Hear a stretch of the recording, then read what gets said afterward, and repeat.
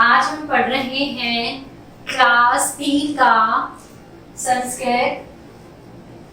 उसका पाठ है पाठ 8 अधिकरण कारक सप्तमी विभक्ति। आज हम अधिकरण की कौन सी विभक्ति पढ़ रहे हैं? सप्तमी विभक्ति। चलिए, भारत देशः संसारे प्रसिद्धः अस्ति। भारत देश को आप जानते हैं, हमारा देश।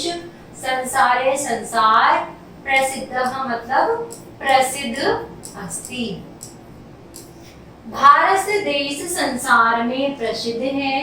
भारते अनेके ग्रामाः सन्ति।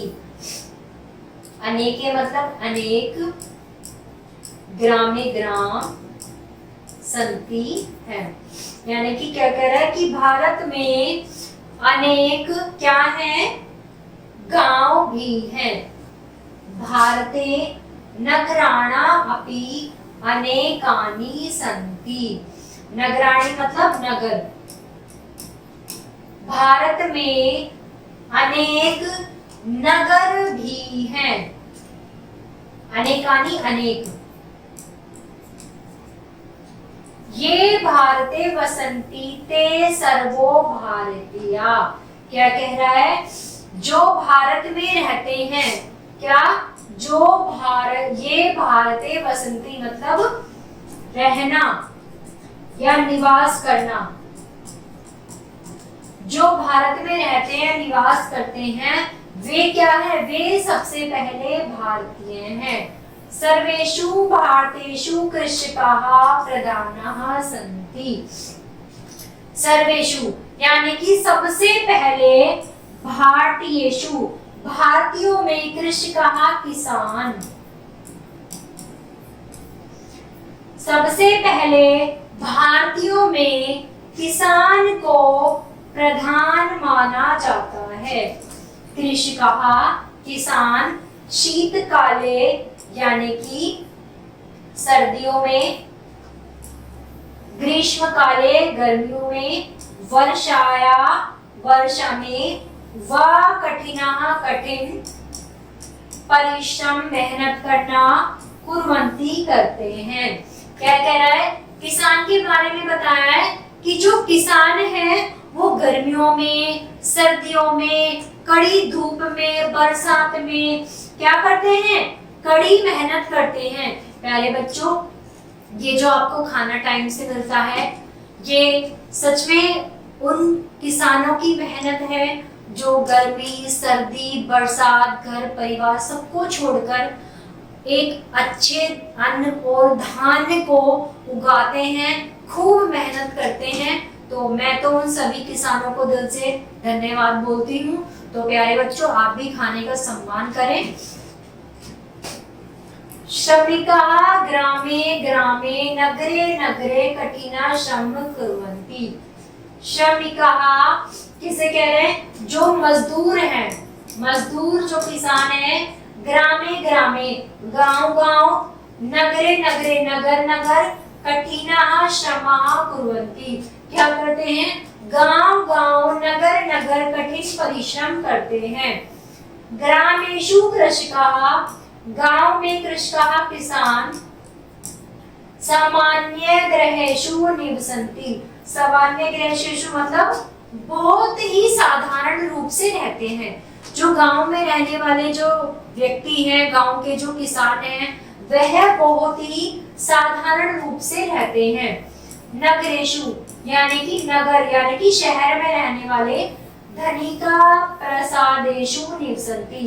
प्रासादेषु मतलब महलों में। इसमें महलों में, शहरों में, नगर में जो व्यक्ति होते हैं वो महलों में, बड़े बड़े घरों में निवास करते हैं। निवसन्ति यानी कि रहना या निवास करना। बालिकाः मार्गे न धावति। क्या कह रहा है कि बालिकाः धावते, बालके मार्गे न धावती। बालक मार्ग पर नहीं दौड़ते हैं। धावती मतलब दौड़ना। सह तू क्रीडा क्षेत्रः धमन्ति, वह किस पर जोड़ते हैं? क्रीडा क्षेत्र मतलब क्रीडा क्षेत्र, मैदान, दौड़ने वाली जगह पर।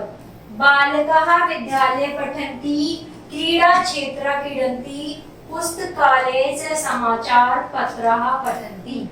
बालक विद्यालय में पढ़ते हैं, क्रीड़ा क्षेत्र में यानी कि मैदान में खेलते हैं, पुस्तकालय से समाचार पत्राणि पठन्ति, यानी कि पुस्तकालय में क्या पढ़ते हैं? समाचार पत्र पढ़ते हैं।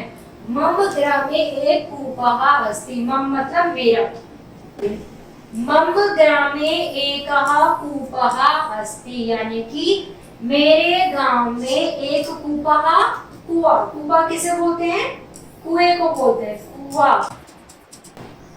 कूपे मधुरः जलम अस्ति, मधुरे मतलब मीठा, जलम जल, कुएं का जल कैसा है? मीठा।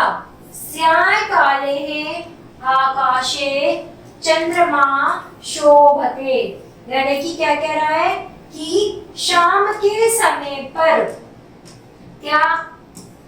शाम का समय, आकाशे, आकाश में, चंद्रमा शोभते, यानी कि शाम को जब रात हो जाती है आकाश में चंद्रमा दिखाई देता है। आकाशे तारकाः अपि शोभन्ते, आकाशे, आकाश की बात हो रही है, तारकाः मतलब तारे, अपि शोभन्ति, यानी कि आकाश में तारे भी क्या होते हैं? शोभित हो रहे हैं, यानी कि चमक रहे हैं या दिख रहे हैं। वृक्षेषु खगाः तिष्ठन्ति, वृक्षेषु वृक्ष, खगाः चिड़िया, खगाः चिड़िया, तिष्ठन्ति यानी कि बैठते हैं।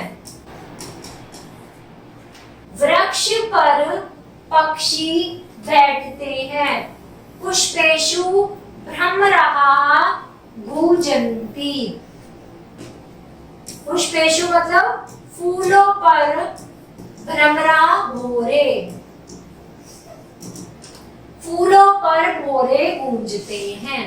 तो प्यारे बच्चों, ये हमारा प्यारा सा पाठ था जिसमें हमें हमारे देश भारत के बारे में, ग्रामीण क्षेत्र के बारे में, किसानों की मेहनत के बारे में आपको बताया गया था। तो प्यारे बच्चों, मैं आशा करती हूँ आप सभी को ये पाठ समझ में आया होगा। अगर आपको कोई भी समस्या है तो आप कमेंट बॉक्स में कमेंट करें, और अगर आपको वीडियो अच्छी लगी है तो लाइक जरूर करें। धन्यवाद।